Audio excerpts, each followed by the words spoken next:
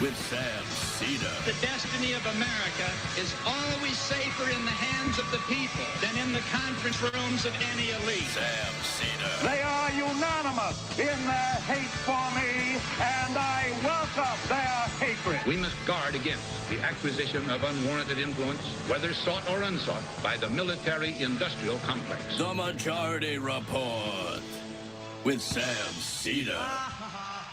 Ever get the feeling you've been cheated?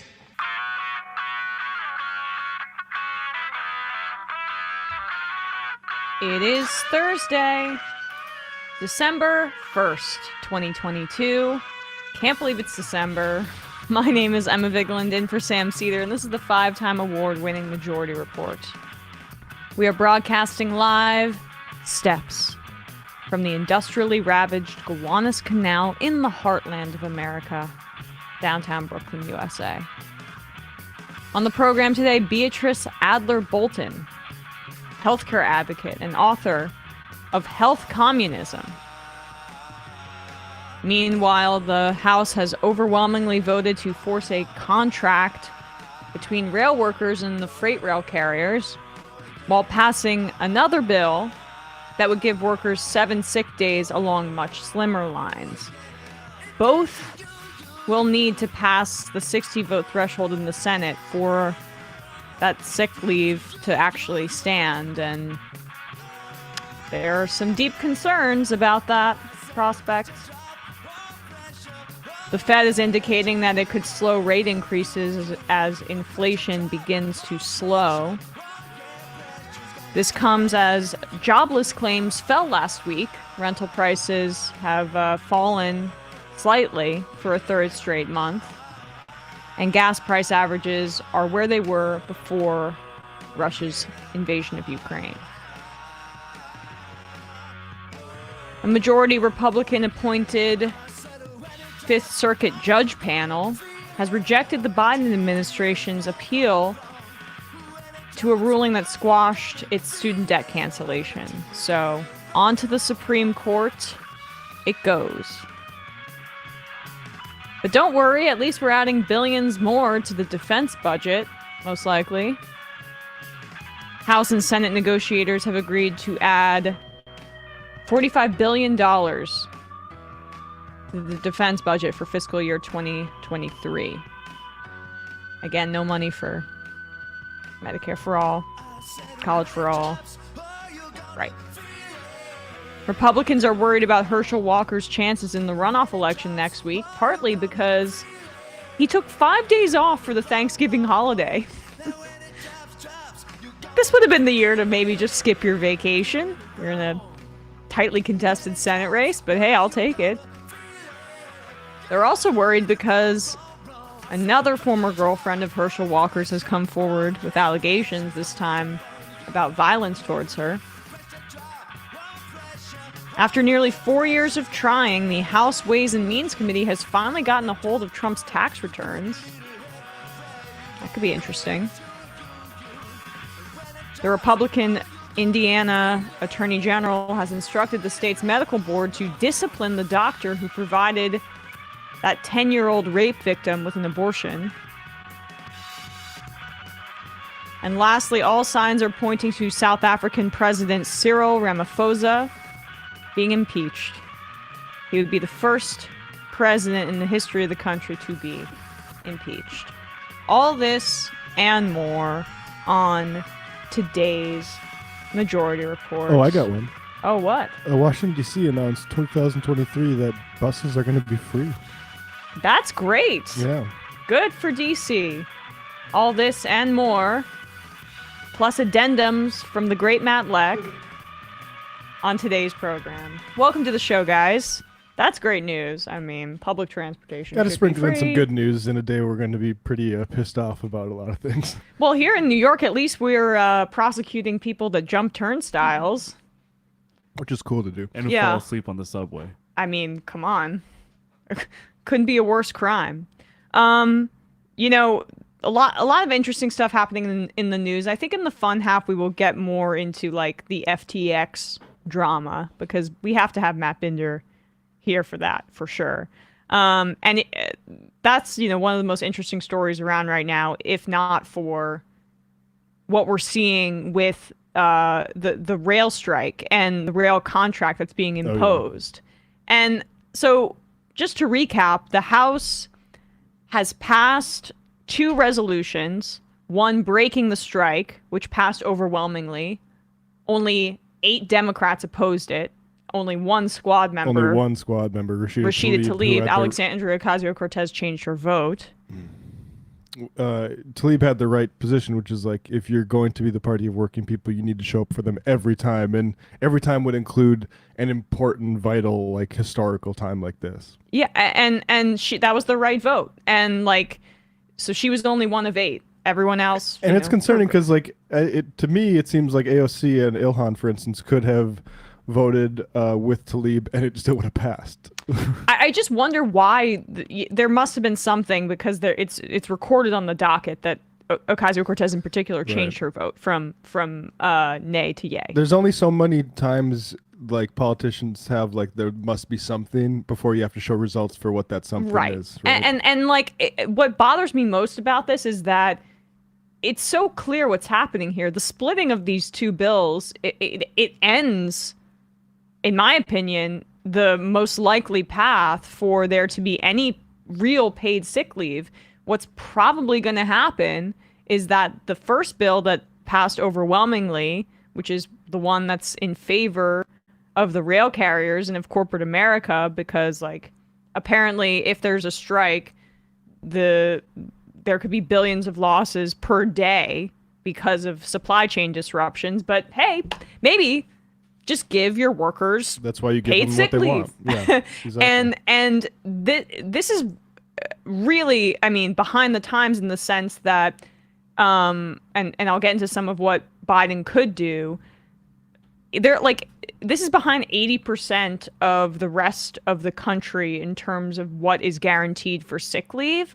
And because there are federal contracts involved here, I heard David Dayen say this, there's a possibility that if the second bill that guarantees 7 paid sick leave days does not pass, Biden could amend an executive order that Obama passed in 2015 requiring the 7 paid sick days for workers involving federal contracts. But Obama's executive order specifically exempted rail companies from that from that order. Biden could amend it potentially and say, hey, this is what has to happen. But given how he's positioned himself in this very debate, in this very conversation, the fact that he led the charge to force the contract, I have very little faith that that will happen. No, and Lauren Gurley on Labor reporter for Washington Post tweeted out on November 30th, after some talk that progressive Dems could torpedo Biden's rail deal, the Congressional Progressive Caucus just issued a statement signaling that members will go along with Pelosi's plan to enforce Biden deal and vote separately on Bernie's request to add 7 sick days. Now, we know we saw this with the infrastructure bill. Yeah. This is why, in Left Reckoning, we gave Jayapal the bum steer of the year because of this sort of thing, which is okay. And also, I think we do need to zoom out a little bit, because we're most competent and most comfortable criticizing the squad. And on this point, there's also a labor issue here too, where people are saying the union leadership was sort of in cahoots with the folks who wanted to cave on this, and that's a bigger problem, and one that I as somebody who's not in a union, don't feel super comfortable talking about. But I do want to note that there's a major difference between what union leadership is doing and what rank and file is, and that's a huge problem too, and it's a mess. And just to reiterate the point that you were touching on there, Matt, about the Progressive Caucus not necessarily understanding what they're dealing with here, or honestly caving for God knows what reason. The fact that they're going to be that they were fooled again in the House by the breaking up of the bills, or thought they could fool us again, right? They decided to give they wanted to give themselves and look, it does. The AFL-CIO leaders may say, actually, the squad was working with us in this, and it's like that might be true. It's still not satisfactory compared to like where your workers that you represent are, and it's yeah. Sorry to interrupt. No, it's okay. My prediction, and I think it's just clearly the most likely outcome, is that the strike-breaking bill will pass. The 7 days of sick leave will not, because it's subject to the filibuster. And in the Senate, that's what they serve as an institution. They are a filter for direct democracy and ensure that the interests of big money are protected, and that's what they will do exactly, most likely in this instance. And if that happens, all pressure needs to go towards Biden with that executive order, amending it to include rail workers in that way. But it still is not enough. He should have just stayed out of it, allowed the strike to happen, because what he's doing is releasing the pressure valve on these freight rail carriers, undercutting the leverage that a strike would create for these workers who just want paid sick days. I mean, we are the only country of in the metric of like there's 22 highly developed countries in the world that does not guarantee sick leave. You have Belgium, it's like at least 14 days. Other countries have at least a month. I mean, we're so behind the times on this, and it's even more pronounced in the rail industry, in a way that also is especially jarring, because like basically they have to take vacation days and plan in advance for themselves to be sick. We just went through a pandemic, and they either lose money or have to take vacation days if they're sick with COVID or anything else that they could spread to people. It is so outrageous and behind the times, and a terrible precedent that the Biden administration is sticking its nose in here and forcing a contract. But here is how right-wing media is framing this, because, you know, they have the dressings of populism. Eric Bolling, he wants to be like, hey, the liberals condescend to you. We're for the working person. We're for the forgotten flyover country or the middle of America. We're not coastal elites. But here they have somebody on their program, a worker, or is it an attorney for the rail workers? Both. There's two. There's a retired rail worker and an attorney for rail workers. Okay. Just look at how Eric Bolling immediately tries to shut down the conversation in favor of the rail industry, and not so much in favor of the rail workers. Well, the bottom line is that's all sounds well and fine, but the railroads are making record profits, and they post it all the time. So we're asking for literally. Stop that! I can't do that. I can't do that, Eric. They allowed to. That's the American way. That's constitutional. They're not doing anything wrong. You're allowed to make a profit, even if it's a lot of profit. Wait, pause it. It's constitutional? Yeah, clearly. I did not know that the Constitution said, like, regional monopolies are the foundation of democracy, and you should be allowed to gouge your workers. Oh, wait, there's no amendment to the Constitution that says that. The Constitution does not even say anything. I mean, it talks about commerce and such, but it's not like, well, we are a capitalist country, baby, let's go. There's nothing in there about that. Well, some people would argue that that's what Jefferson meant when he said happiness, but I would disagree with that. I mean, that's funny, but like, you know, even by the most like strict reading, I have no idea what the hell Eric Bolling is talking about. Before we go back, I just want to make clear throughout this clip that, like, you know, besides all the reasons we know Bolling to be such an odious guy, he's just such an asshole. I know. Like, he's just like this guy. This is a like pedestrian retired rail worker that he's literally groaning at his responses. No, stop it. Yeah. Stop it. Like, let your guest talk. You literally brought him on your show. I mean, is Bolling trying to claim that like any scrutiny of profits is unconstitutional, or is is an infringement of people's right to profit? Let's go back to the beginning, because it's just there's so much here. Well, the bottom line is that's all sounds well and fine, but the railroads are making record profits, and they post it all the time. So we're asking for literally. Stop that! I can't do that. I can't do that, Eric. They're allowed to. That's the American way. That's constitutional. They're not doing anything wrong. You're allowed to make a profit, even if it's a lot of profit. Absolutely. Bill, final thought. I'm not opposed to them making a profit, but we're literally asking for pennies on the dollar. That's what we're asking for. And if enough people walk off the job, Eric, if enough people walk off the job and they can't move the stuff from point A to point B, they're going to have to do it on their own. But that's going to be their choice to increase your salary and your benefits if they want to. Bill, you got 30 seconds. Thank you. The real issue here is treating people fairly. Railroads don't even, when they want to fire somebody, they don't have to have 50-50 on their evidence. All they got to have is one official come in and say there's a rule violation. Why the public should care? Come on, Bill. Come on. Bill, come on. You came on your show. I'm a libertarian. I come from the business world. Yeah. I'm a free marketeer. You come on the show and you're trying to convince me and my audience, who I believe sides with a lot of my views, I hope they do, that you're not allowed to fire someone if you want to, if you own the business. That's insanity. It should be fair, though. It should be. That's the direction. You don't fire somebody in a kangaroo court, Eric. That's the problem. Hey, Bill, you fire someone if you can't make ends meet. If the union says all of our workers, like Eric Mallow and the rest of them, need to be 20% higher, and we can't afford to do business, or they don't want to do business at that margin, they have the right to fire people in America until someone like you guys, no offense, get your hold on the American free market capitalist system and bring it down. But boy, am I thrilled that we're still holding on to it. I like you guys, like the discussion. We'll bring you both back again soon. Oh, sure. I don't think so. I don't have the soundboard by me. But listen, Bill, I have a right to shit can your ass whenever I want, okay?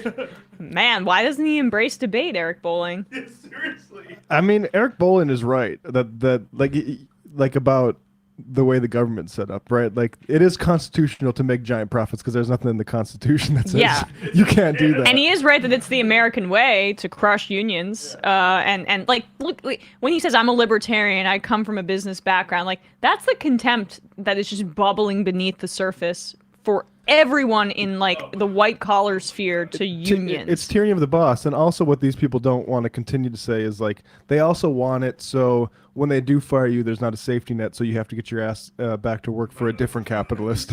Yeah, and I just want to, like, since Bolling did not give either the rail worker or the lawyer for the rail workers any opportunity to talk, he kept returning to increases in wages, and their initial agreement did have an increase in wages, but the reason that they want sick leave is for the reasons I described earlier, the fact that they have to take vacation time if they are sick, or if they are sick and can't come into work, they don't get paid for that. That's insane, especially coming off of a pandemic. But Eric Levitz, who's one of my favorite writers to read because he just is, he does his research and it's very comprehensive, wrote about this in New York Magazine. And I just wanted to highlight this here. He asked this question here: why do these rail barons hate paid leave so much? Why would a company have no problem handing out 24% raises, $1,000 bonuses, and caps on healthcare premiums, but draw the line on providing a benefit as standard and ubiquitous throughout modern industry as paid sick days? Because those aforementioned increases were in the agreement that the unions ended up rejecting because there were not enough sick days. The answer, in short, is PSR, or Precision Scheduled Railroading. PSR is an operational strategy that aims to minimize the ratio between railroads' operating costs and their revenues through various cost-cutting and ostensibly efficiency-increasing measures. The basic idea is to transport more freight using fewer workers and rail cars. We've talked about this before on the show. They've cut down on their workforce significantly, and that's why they don't want to give sick leaves, because there's no redundancy. McKinsey Institute's psychopathy. That's what we're talking about here. And Joe Biden and Nancy Pelosi are going to bat for it. And part of the squad helped them do that.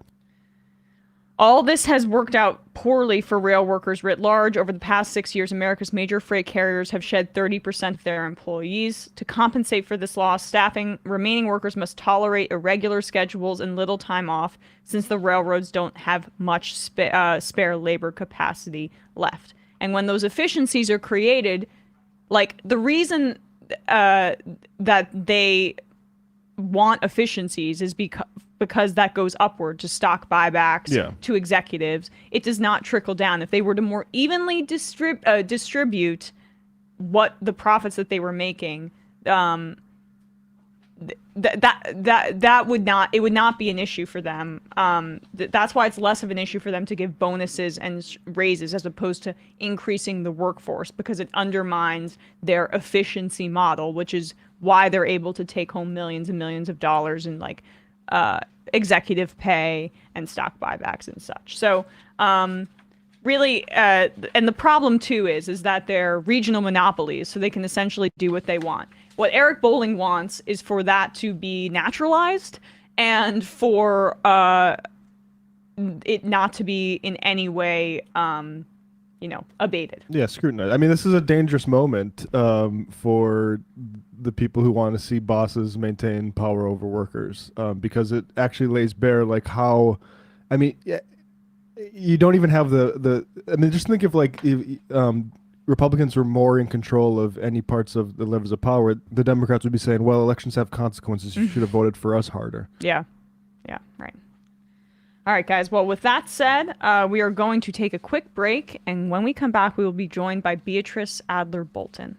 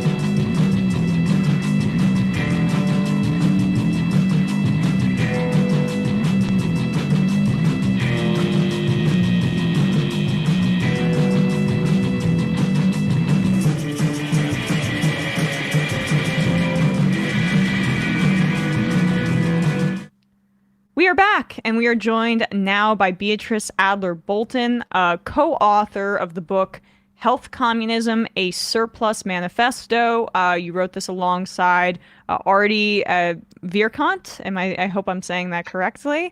But thank you so much for coming on, Beatrice. Beatrice is a health justice advocate and author of the aforementioned book. Thank you so much for having me. It's great to be here. Of course. So, there's probably a new story every day that fits into your guys' thesis for the book. But since we've just been talking about it for, the past 20 minutes, right now there's this massive fight over sick leave for rail workers in this country. I guess I'm just curious about your take on it and how, it essentially... There's so many elements of it that underscore all the points that you were trying to make in your book. Yeah, absolutely. It's unfortunately a really horrific example of a lot of the arguments that we make and the history that we try to show, both of how workers are made disposable and how our workplaces are affected by ideas about illness and about disability and about sort of what we can afford in terms of giving people the time that they need to actually recover from illness or even go see the doctor. I think it's very telling that sick leave and also COVID protections in the case of the organizing around Starbucks has been really key in a lot of the labor movement developments that we've seen in the past year, because more than any other aspect of employment, I think the way that we treat health as a commodity that's artificially scarce and rarefied, and really only for people who are entitled to it because they've, worked hard enough in order to afford good health insurance. These are the kinds of frameworks that are in place, and a lot of the ideas of how we think about how healthcare should be delivered and who deserves healthcare in this country. I mean, in this country too, we had our healthcare is not just commodified in like the way that it is a commodity and you have to purchase it, but just in the fact that it's like inextricably tied to capitalism, because healthcare, for the most part, for most people, comes through their employer. So it's another leverage point in this country for bosses, for corporations, that they can hold over people. Because, hey, if you want your health care, you better work for this company and you better work this job, even if it's not necessarily something that you enjoy, makes you happy, or pays you sufficiently. Yeah, absolutely. This is one of the most key components of actually how labor discipline even works, right? If we think about the amount of times that unions have to roll back some of their demands in order to maintain the same amount of health coverage year to year. Oftentimes, when we're talking about the circumstances of bargaining, we're talking about what's being given up in order to maintain these bare minimums that unions have fought for, for decades to try and maintain. There's that classic Simpsons episode, which is like, Lisa needs braces, and Homer's running for union president and has to sort of decide, is he going to give up on the, the protections that they've won due to like pressure to reduce costs for the employer, most importantly. And all of those costs that get reduced for the employer, what's really going on is that's being pushed onto the individual person. And that's part of actually really how the idea of health being personal responsibility is also perpetuated through the fact that it's not guaranteed outside of employment, through the fact that it's rarefied in this very specific way, especially with the kind of growth of gig work and the amount of people who work 1099 and contract work who are not full employees, like all of the delivery folks who are working for UPS. These are some of the biggest sort of moments, I think, where we see not just how, as you're saying, sort of healthcare is commodified, but the total landscape of health is commodified, down to even how we think of our labor power is really dictated by how we perceive our capacity to have health and actually perform work. I mean, down to, you mentioned the individual responsibility piece of how our healthcare is framed, especially in the United States. That it's a private, even like Nancy Pelosi will talk about abortion as like a private interaction between you and your doctor, whereas like, no, healthcare we should have a collective understanding of it. And then there's also this financialization piece where it's even evident in the term health insurance, the fact that the insurance element of it financializes it in a way that is, like, when you step back and think about it, completely unnecessary. Absolutely. And this is one of the reasons why, not only in the book, but also in the podcast that I co-host called Death Panel, we really advocate for, pushing the left on healthcare beyond health finance reforms. A health finance reform is a wonderful thing, something like Medicare for all, right? Where you have this intervention at the payer level, where you're trying to sort of shake up healthcare in terms of making it more accessible by changing who is paying for it. But beyond just who pays for care, there are so many other places where we need to push our idea of care. We need to push our idea of what people deserve and sort of what dignity that we all deserve in our lives and what we want for the world. I think part of, the limitation that we've seen for so long is that we've been really kind of limited to health finance reforms. It's been very difficult to get anyone on board with something, for example, like an American NHS, where you could also be working in terms of redistributing spatial resources and redistributing educational resources for people who are health workers. So this is the kind of advocacy that we've been doing for a long time. And in Health Communism, we really tried to show sort of what was some of the history behind past engagements with these ideas? How did some of these ideas develop that help perpetuate things like private insurance, or like the idea that the UK's National Health Service, the NHS, should be privatized to make it more efficient and better in essence, which we know it won't. I want to get into the NHS because I found your guys' critique of that to be really compelling. But I guess I just kind of want to start more broadly at the beginning, because your opening sentence in the introduction is, quote, healthcare or health is capitalism's vulnerability. And that's so central to what you discussed. Do you mind expanding on that point for our audience? Absolutely. I think, unfortunately, as we've seen in COVID, we've seen a lot of demonstration in real time in the last 3 years of what this means, right? And in particular, I think a great example of this is what's happening in public schools right now, where you're seeing issues where too many people are sick at one time. And while this is happening in the context of a respiratory disease, respiratory diseases are just one experience of illness. There's so many other experiences of illness that we all move in and out of throughout our life. Even people like myself who are chronically ill and disabled, you go through periods of more debility and less debility, more chronic illness, less chronic illness, more capacity, less capacity. And these are things that are very ongoing and sort of transient, but we really often limit them to the individual patient-provider encounter. And we limit the idea of health to this kind of aspirational framework of really health is more of an obligation. It's something that you need to live up to than it is an intrinsic quality about yourself. And if we think about all of the things that go into what we conceptualize as individual health, right? It's actually socially and structurally determined more than anything else. You need to have housing, you need to have shelter, you need to have access to clean air, to food, to water, to work that doesn't make you sick. And this is sort of broadly speaking, both in terms of the conditions of work, the kind of hours that you're working, the labor that you're expected to do on the job, but also how much time you're given to rest, or what happens if you're injured. Are you supposed to work through it? So if we say, someone is responsible for their own bad outcomes with diabetes because they work a job that doesn't give them enough time to go to the doctor enough to get on top of their blood work and maintain their insulin levels properly. Is that actually their responsibility, or is this actually a collective responsibility that we've failed?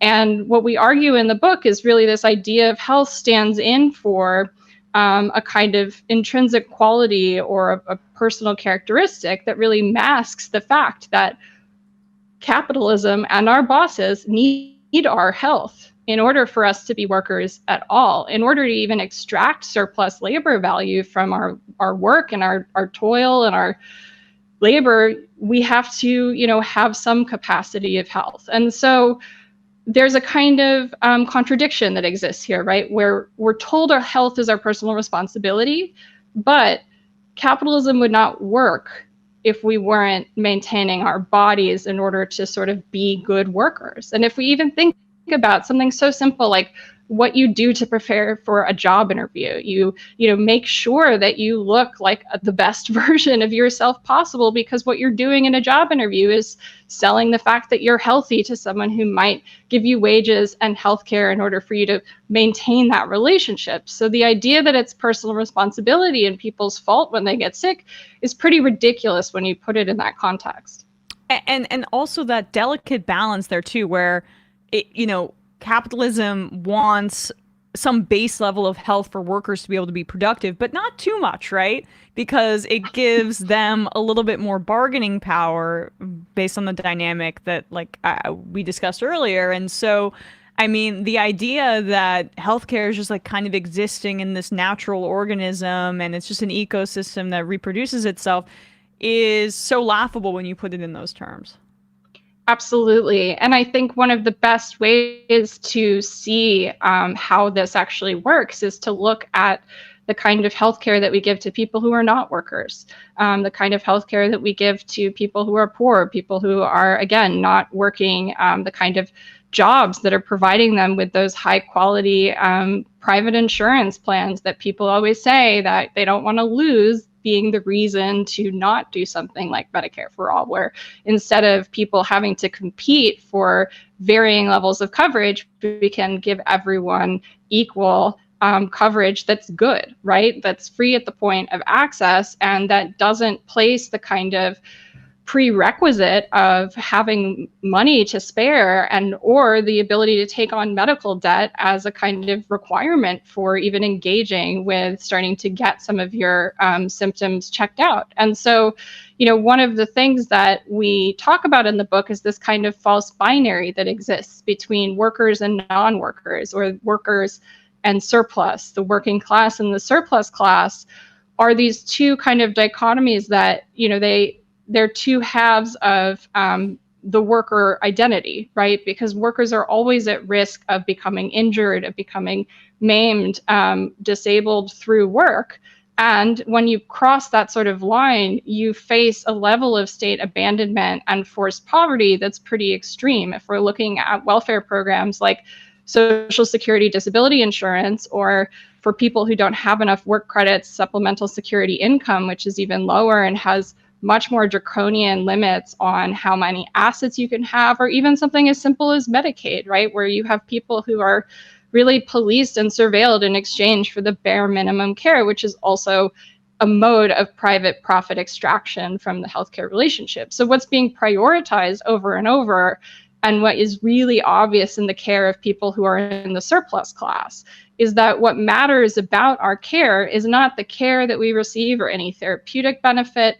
It's about how much it prepares us to be a body at work, and about what it can kind of do to make a better body politic of better workers. And when you move into the arenas where we're talking about caring for people who do not work, who are not considered contributing taxpayers, you see this level of austerity, divestment, and organized abandonment that is reflective of the fact that we value people according to their productivity and according to their economic position in the world.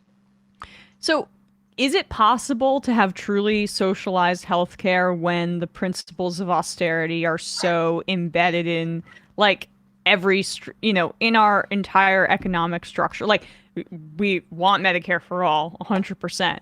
But, you guys argue this as well, where there are going to be limitations to it within capitalism.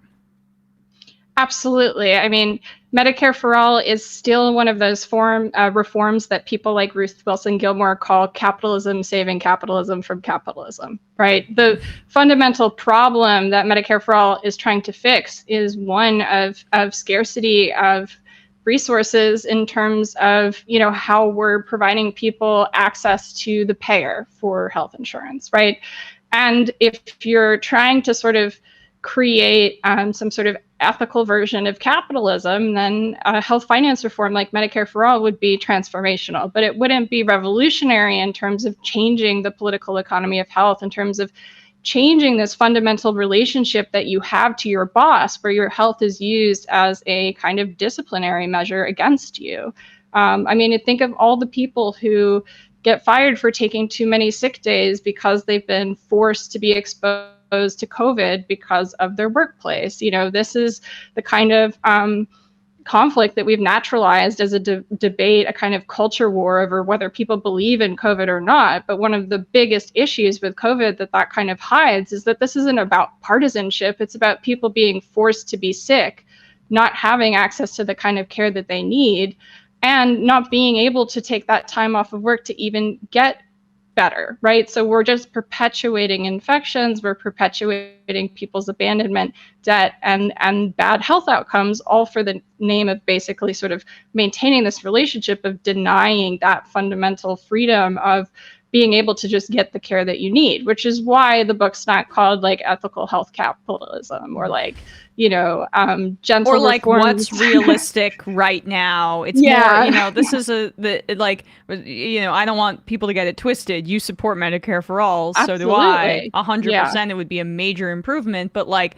this is just like a larger critique, and it's a global one as well, I should say. Absolutely, because we cannot really conceptualize a kind of world where people are getting the kind of care that we are advocating for, which is, I think best expressed by our comrade Tim Faust, who wrote a great book, Health Justice Now, a couple years ago. It's a great read, highly recommend. And Tim, frames it as all care for all people. And that means care that has to pass through borders that right now we use to sort of restrict access for things. And so that's why in the book, we say that it's not truly possible to create a sort of liberatory anti-capitalist version of health that can exist within a capitalist island. If we want to actually try to make these changes and build a society that's led by workers and worker power, then what that is actually going to involve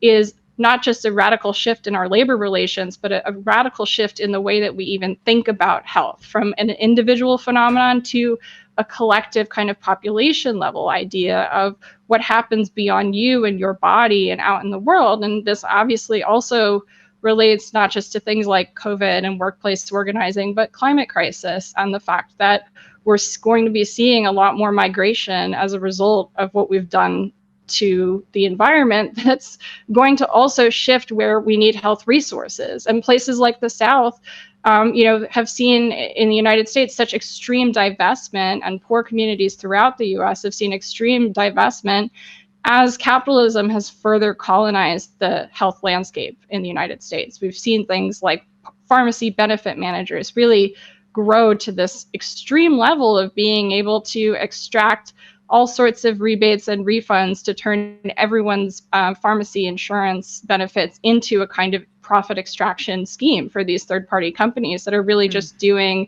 pass-through sort of contract work, right? And like, why do we have all sorts of people who are engaged in things like Medicaid estate recovery, taking people's homes after they die to pay for the care that we provided them? These are kinds of resources also, and technologies and tools and human time that can be redirected towards so many other things. So if we want to actually go for, ideas of how to make healthcare better, we have to actually think beyond the structure of the healthcare system, the hospital system, the health finance system, and look at some of the social and structural determinants of health beyond just that kind of idea of what healthcare already is.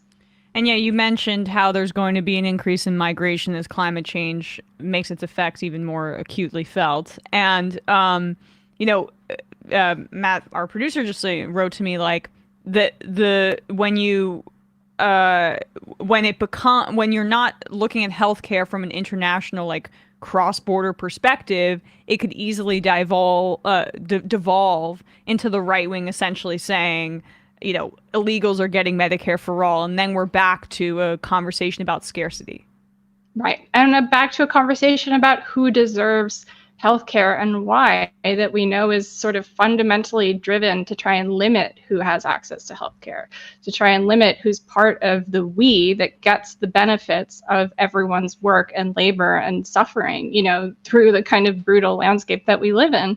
And when we talk about sort of these kinds of ideas like who deserves the COVID vaccine and how much countries should have to pay for it, vaccine apartheid is the perfect example of why simple health capitalism reforms don't work, because COVID does not respect borders. If we're not going to provide vaccines to everyone equally, then we're not going to end COVID, right? And if Pfizer can operate at this kind of international level, then what the left needs to really do is start building our own international relationships and our own sort of organizing reciprocity so that we can start to build power at that level as well. There's nothing that we can do to sort of tackle the pervasive nature of the commodification of pharmaceuticals if we don't start approaching some of these like more internationalist frameworks, which haven't been as much of a focus of how we talk about healthcare. I mean, I as I've said, like huge Medicare for All advocate. Like, we do Medicare for All week on Death Panel. We talk about this constantly. We end every show with Medicare for All now, solidarity forever. But the fact of the matter is that Medicare for All is a nationalistic proposal. It's a proposal that, you know, takes the US resources and tries to maximize them within our borders. And I think that we can all do so much more than simply sort of saving ourselves and the people immediately around us. Well, I mean, vaccine IP is just like the spawn of hell. Like, I mean, it really is such an evil enterprise. I wanted to touch on your guys' critique of the NHS as well, because you know, in the UK, for people who don't know, the NHS is their socialized healthcare system, but there are so many there's a lot of pitfalls with the NHS. One is that it's vulnerable to privatization, which has been like the push for many decades by the right in the UK. And also there are things like trans care, which are there's a complete kind of hole in what's provided there. Can you talk a little bit more about that system in particular, and in comparison to ours and other socialized healthcare systems globally? Absolutely. I think one of the reluctancies that people have is to critique some of the good things that we've won over the years, like the NHS from a global perspective. I mean, obviously not in the United States, but you know, I think people have a lot of attachment to things like the NHS, because when we talk about those kinds of reforms, like doing an American NHS, that's the kind of thing that if you say it out loud, most people are going to respond to you that that's not feasible, reasonable, possible, ever going to happen, you know. And so I think the inclination is to say, well, why bother sort of calling these things out for not being perfect if it's not ever going to be, you know, what we're going to get at all. But I think, one, that's a bad attitude that's already putting us on the back foot, right? It's already assuming that we're never going to be able to do some of the things that we want. And fundamentally, I don't think it's worth even thinking of things that way, which is why, you know, we push back hard on this point of sort of how are you going to pay for Medicare for All as being really beside the point. But when it comes to the NHS, I think we hold it up on a pedestal. We hold it up as this gold standard globally of, you know, one of the best examples of socialized medicine. I think this also happens with the Canadian Medicare system. It also happens with the Scandinavian healthcare system.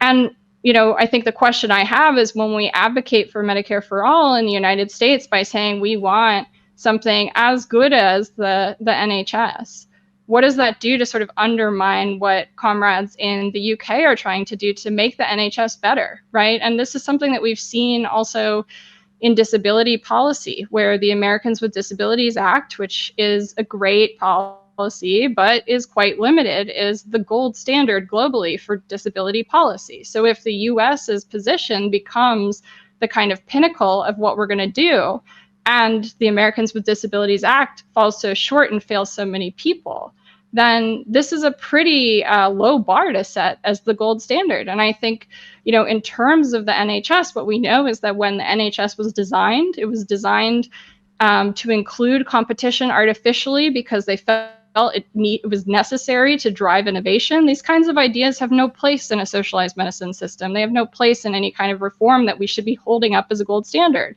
And so it's really important to sort of name things for what they are so that we can actually make sure that we're all on the same page in terms of our demands, and that when we advocate for something here in the US, we're not throwing friends who are fighting to make their health systems better under the bus with our rhetoric, because what happens in our country doesn't stay in our country. These things reverberate. And if we were to push for something like Medicare for All and actually really, you know, reject some of these frameworks about pay for, about austerity being necessary to the socialized model, then that would actually provide so much more fuel for Labour Party folks in the UK who are fighting United Healthcare coming in as the sort of American consultant company trying to privatize the NHS. There might be a nurses' strike, a historic nurses' strike in the NHS system this year. It's like on the verge of happening. I think the question we need to be asking ourselves is sort of in the US, like, how can we support what's going on in the sort of fight to make sure that the NHS is safe, because right now people are waiting for 2 days for an ambulance in certain parts of the UK, and trans comrades are having to flee the country to get their hormones elsewhere as we're seeing things rolled back. And what I think we kind of are hoping to really propose with health communism, it's not a roadmap or a plan, but it is a kind of way of looking at all these different systems and finding the common critique that exists throughout, which is really this kind of economic valuation of life driving how we design things, driving our priorities. And the NHS fundamentally is a system that still prioritizes the economic valuation of life, and that becomes its sort of ultimate shortcoming and undoing. And you talked about disability rights, which I know is so central to your work as an advocate and a writer. And can you expand a little bit more on that topic in particular, and just the ways that these cracks become craters for people who are disabled, and healthcare being so commodified couldn't be more life and death? If you don't mind talking a bit more about that. Yeah, absolutely. I mean, one of the ideas that we develop in the book and try and share with people is something called extractive abandonment. And to kind of build the case for how to know what this is and see it when you encounter it, because we all encounter it, not just disabled people. All of us feel this all the time, but a disabled person in a nursing home is a really good example of how this works. And so we build on things like the money model of disability, which is an idea from the Marxist disability theorist Marta Russell, which looked at kind of how, for example, the ADA was a very capitalist policy innovation. It was quite conservative. It was sold as being a great way to get people off of welfare and to enfranchise them as workers in capitalism when they had been sort of rejected. So what we kind of do on Death Panel and in the book is more like what Marta Russell does, where instead of looking at, why is society rejecting disabled people, we're looking at disability from a political economic perspective, from the perspective of sort of what does disability do in the economy as an idea? What does disability do in policy as an idea? And part of what it does is often sort of mark and sort people according to how they can best be extracted from. And not a lot of people realize this, but many people of all ages live in nursing homes and long-term care facilities. It's not just people who are elders. It's not just people who are retired. It's also young people who cannot find accessible housing and have nowhere else to go, who are disabled, who often have to spend decades living in congregate facilities as a young person, right? This is sort of taking away someone's access to the social sphere, to a social life, to really being a part of society. And it has nothing to do with work. It has everything to do with the built environment, the political economy. So extractive abandonment is really a way to sort of name how, when we're looking at how disability policy or health policy is formed, where are the priorities sorting out? What is being sort of attempted to be done even in some of these reforms? And a great example is, again, like nursing homes. So a disabled person in a nursing home becomes more valuable as just a body in a bed. They become an asset that can be traded on the stock exchange, because this is an investment opportunity that is funded by federal funding. So when the federal funding from Medicaid will pass through that person into the likely a private equity company at this point who owns the nursing home, it's then up to the nursing home to make a profit from that person's existence. And that person's whole life becomes really subject to their commodification. But this happens in much more subtle ways, in the ways that we all engage with our own care, picking up our prescriptions, in terms of dealing with your primary care physician, signing up for health insurance at all of these kind of ways that we maintain our bodies in order to be workers, so that we're not abandoned, so that we're not turned into this sort of fully commodified resource for the state. To maintain our kind of personhood, we have to maintain our bodies to a certain standard, an ableist standard of sort of what a healthy person is. And so, you know, the kind of lack of interest in providing affordable housing is not necessarily only reflective of like a society that doesn't like or appreciate disabled people. It's also reflective of a society that says that we can't afford anything other than the bare minimum.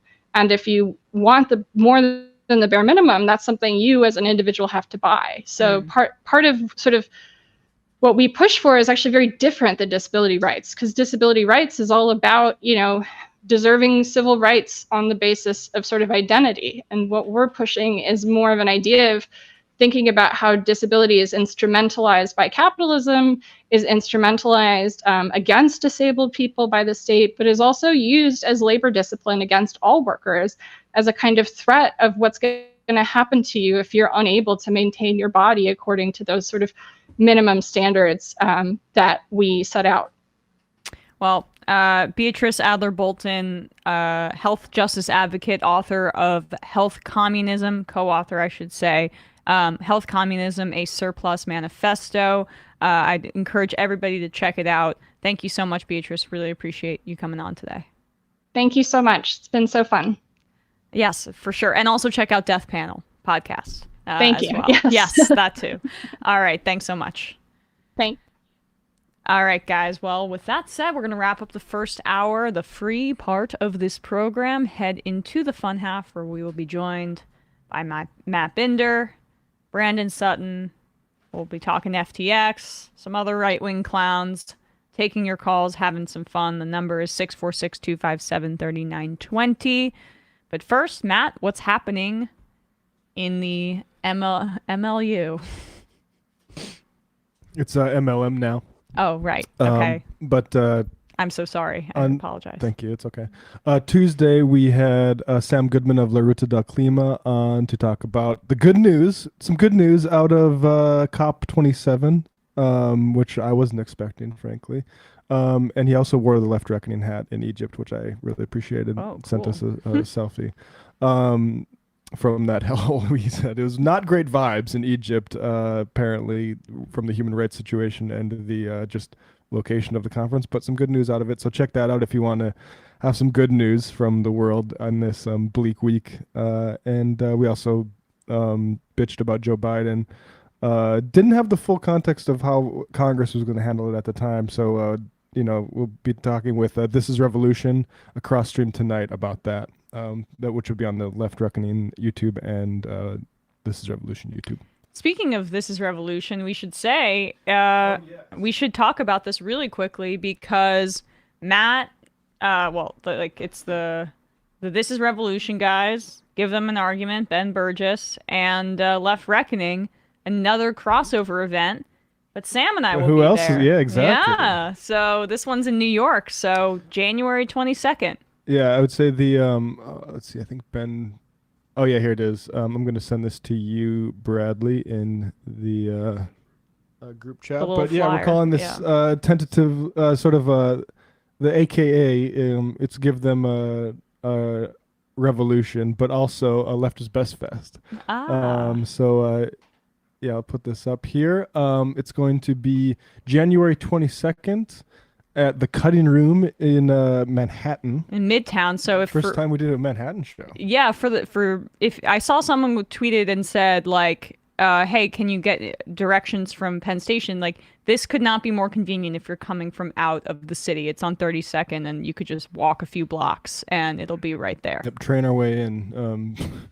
So the tickets will go on sale. Bhaskar Sankara, Deep State Cuba, Jake Appett, Jandrew World, also their full crew, and looking forward to it. There's also going to be a meet and greet section, so which I always really always. I mean, I like the live shows too, but it's more fun just to meet people and talk to them before the show. So yeah, buy your tickets, folks. January 22nd. Oh, it's before the show, the meet and greet. Ooh, I should maybe check that. It was before the show in LA, but I'll confirm that. I'll be there too, so that'll be fun. Can't wait. Check that out, guys. Get your tickets now if you do want to come. And then on ESVN today, Bradley and I will be giving our locks for this upcoming NFL week. There he is. I went 2-1 this past week, and Bradley went 0-3. So here we Ooh. go. I'm I've been 0-6 roaring the back. past 2 weeks. He went 0-6 the past 2 weeks, and Brutal. I've gained 3 games on you. So how far are you behind now? I got to do the math, behind but being because the he's had opposite 3 pushes, which like we need to figure out how we're doing that. But I think only 2 games in terms of the win column at this point. That's not enough, but I just get stronger as the season goes That's on. right, yeah. I'm losing Because I steam. get a better sense of these teams. I feel like this happens to me every Emma's year. locking in. Oh yeah, baby. I do not want to eat cheese on camera. We want Bradley to have to eat peppers. Stinky cheese. Yeah. No. Oh god. You. Oof. Anyway, we're gonna head into the fun half shortly. But do we have Binder and Brandon? Oh yeah, youtube.com/ESVN show. We're live at 4 p.m. every Monday and every Thursday at this point. Hi, Binder. We're setting up the shot, so you're not on there. There you are. There we go. Hey, guys. How's everybody doing? Doing Great. all right. Refreshed, uncentered. Uncentered. Is that the new thing? You want to be uncentered? No, I gotta like move over to the. Oh, I see. My left, your right. I thought you meant in terms of vibe, but you mean in terms of cropping. Yeah. I was wondering where you were going with this, Matt. So Binder, what's happening on your twin shows, Doomed and Scam Economy? Oh yes, I know. I got 2 shows, and I'm gonna be doing a third tonight. Actually, let me tell you all about them. Yeah, on Tuesday was a new episode of Doomed, which you could check out at youtube.com/MattBinder and at doomedcast.com. I had on Alejandra Caraballo, who if you're on Twitter, you might know her as @squeer. We basically talked about the current right-wing meltdown after the midterms and how they were promising to be different for a whole maybe quarter of an hour before going right back to the weird culture war stuff that turned everybody off of them and going after trans people and LGBTQ people in general. And we talked a little bit about how I've been going after every single right-winger who used OK Groomer and how they seem to all apparently have ties with the NXIVM sex cult. And one of Keith Raniere's closest lieutenants who helped groom victims for him, and they all defend this person. Very weird behavior. Weird.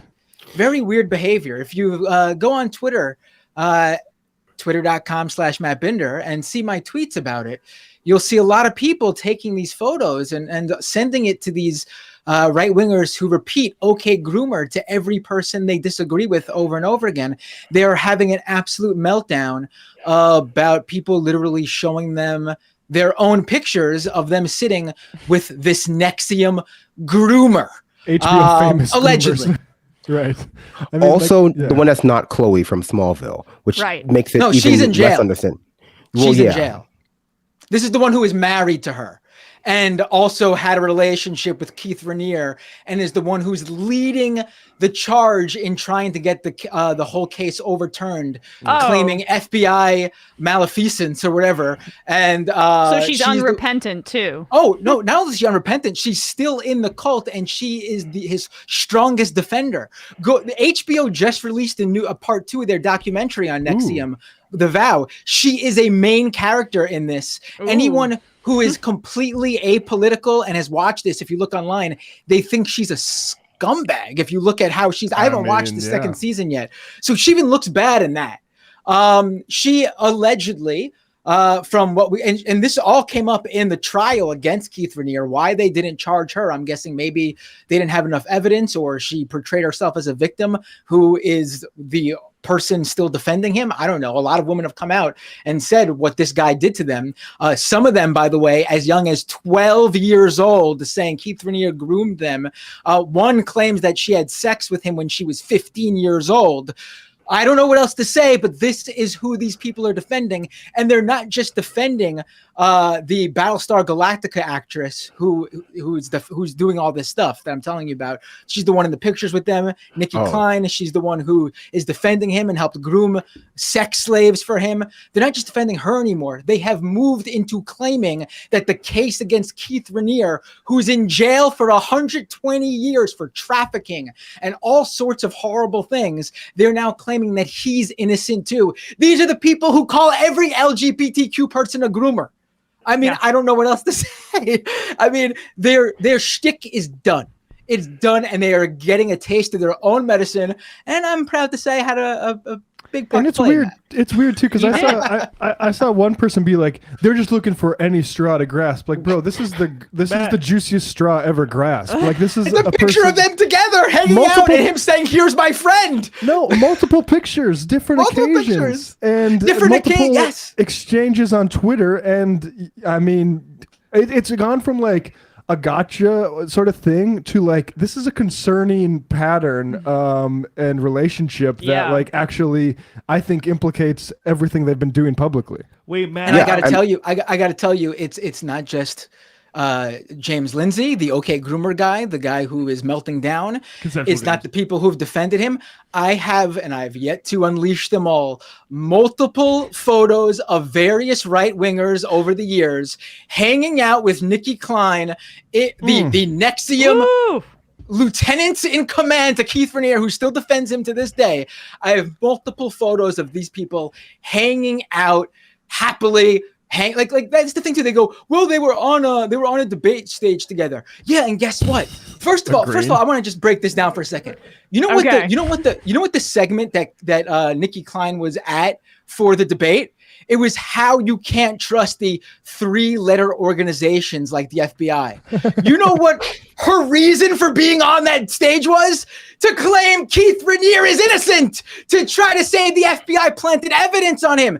What is her experience with the FBI beyond that? That is her whole connection to being on that debate stage. So if you were on that stage agreeing with her like James Lindsay was, you were helping her try to get a convicted sex trafficker out of prison and try to whitewash what he did to literal children, 12 years old, 15 years old. And you know what? A shit ton of women who may have been 18 and over, but were lured into this and groomed to you should see some of the shit they made these women do. It is horrendous. It is one of the most disgusting stories I have ever heard. It's incredible. Real Nexium, NXV. Oh, hold on, I'm messing it up myself. NXIVM. They have a weird spelling. Yeah. NXIVM. Yes, it's pronounced Nexium though. Please. Do not let this go to the wayside. This should haunt these people. They should never be able to walk in public without, because you know how easy it would be for them to come out and say, you know what, I was wrong. I acknowledge now what this person. No, they're defending her and defending Keith Raniere still right now. And you know what? This debate, this hangout, their most recent hangout, James Lindsay, the OK Groomer guy, and Nikki Klein, their most recent hangout was in April of this year. You know when Keith Raniere was convicted? In like 2018, and I think he was jailed then in 2019. This has been known for years. There are just literally Google Nikki Klein, Google Keith Raniere. The headlines are there. It is not possible for you to interact with these people and not know who they did and what they are. Some of them 100% guilty of by a court of law. Numerous people coming out, witnesses, victims coming out saying this stuff, and others brought up in that trial with lots of evidence that they were involved as well. And I mean, what more evidence do you need than these people literally still defending these actions? I mean, it's done. It's done for them. OK Groomer my ass. OK Groomer you motherfuckers. They just want you to believe that there's nothing weird about hanging out with people like that. That's like to Matt's earlier point about like they're like, you know, there's it's a gotcha question, but it's like, no, like guilt by association is their only real sort of like defense of this. Like you can hang out with basically anybody for any reason as long as you're not technically doing whatever crime that they're doing, and you can't be judged for making that decision. It's, you know, it's a erosion of people's like sense of decency for sure, especially on the judgment side. That was pretty epic, Binder. I should say your tweets are like making waves. I've had multiple people like in my life who don't. Some people who don't know we work together, and some people who do, being like, "Wow, Binder's killing them," basically. So good work with that. Binder, do you think James Lindsay regrets being unbanned from Twitter? Oh, he's these guys. That's the thing too. Like we gotta save it for the fun half. We gotta save it for the fun half. Let's save it for the fun half. But also, Scam Economy on Sunday. We're gonna be talking about BlockFi, the latest crypto lender to go under, and their story is specifically funny because SBF actually came in, saved them, gave them a line of credit, and then they turned around and gave a loan to SBF's Alameda Research, his crypto hedge fund, and then the whole thing imploded, and it's just a lot of fun. That's one's a lot of fun. That'll be on Sunday, scameconomy.com and on the YouTube channel. And then tonight, I will be on a new show called The Leftist Mafia with Olayemi Olorin, and I will learn how to pronounce her name correctly tonight. Illuminati, David Dole of the Rational National, Mike Figueredo of the Humanist Report, Lance of the Serfs. It is an all-star leftist panel, plus me. And it'll be fun. Tonight, 8:30. I think it's going to be streaming on YouTube, on the Humanist Report's channel, and on Twitch, on either the Serfs or the Rational Nationals channel. Just, I'll tweet it out when I know. So follow me on Twitter, @MattBinder. Branding, what's happening over on the discourse? Well, we will also be talking about the developments in the SBF, I don't say case yet because there's no case, but happenings. And also one of my co-hosts, John, was unfairly maligned by a left-wing YouTube account. So we'll be talking about, I guess, the new beef between John and Jimmy Dore. Oh, can't wait for that. You classify Jimmy Dore as a left-wing YouTube account? I mean, I like to, describe people how they describe themselves. I like to call that channel the artist formerly known as TYT Comedy, but have at what you will. He just wants everyone to know that he does not support the Democrats in any way, and that's what It sounds like he supports it. I don't know. You have to see. He was very offended by that assertion. All right, well, 646-257-3920. Apparently Kanye is on Alex Jones's show right now with a full balaclava. Face not being shown, saying "I like Hitler" multiple times. So fun for the whole family. 646-257-3920. See you in the fun half. You are in for it. All right, folks, 646-257-3920. See you in the fun half. Are you ready?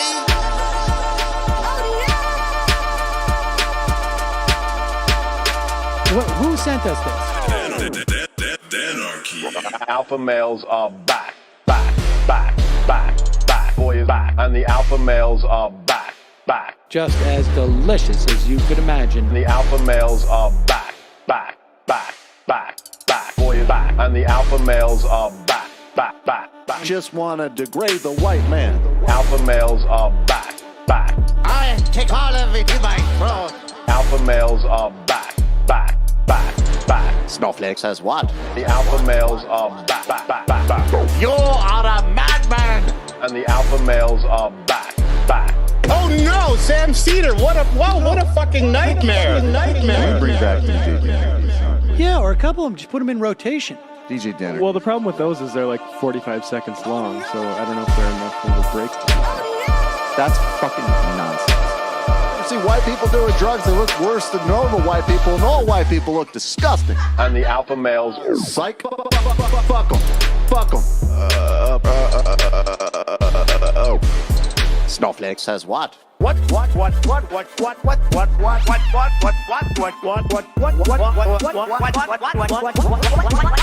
says what? A hell of a lot of bank. A hell of a lot of bank. A hell of a lot of bank. Okay, I'm making stupid money. Hell of a lot of bank. A hell of a lot of bank. All lives matter. Have you tried doing an impression on a college campus? I think that there's no reason why reasonable people across the divide can't all agree with this. Psych. And the alpha males are back. And the Africans are black African. And the alpha males are black. And the Africans are back. When you see Donald Trump out there, doesn't a little part of you think that America deserves to be taken over by jihadists? Keeping it 100. Can't knock the hustle. Come on, fuck 'em. Things I do for the bigger game plan. By the way, it's my birthday. Happy birthday to me, Jew boy. I have a thought experiment for you. And the alpha males are back. Africans are black. Alpha males are black. Africans are back. Come on. Come on. Someone needs to pay the price for blasphemy around here. I am a total pussy.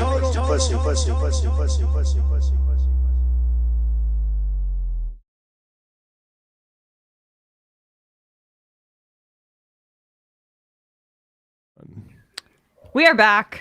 Hello, everybody. Oh wait, I didn't call into the phones.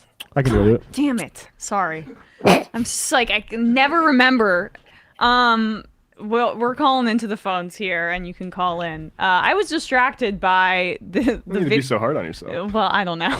It's just, I had one of those like nights where I woke up at 3 a.m. and I couldn't get back to sleep, and so I'm like a little short on patience with myself right now.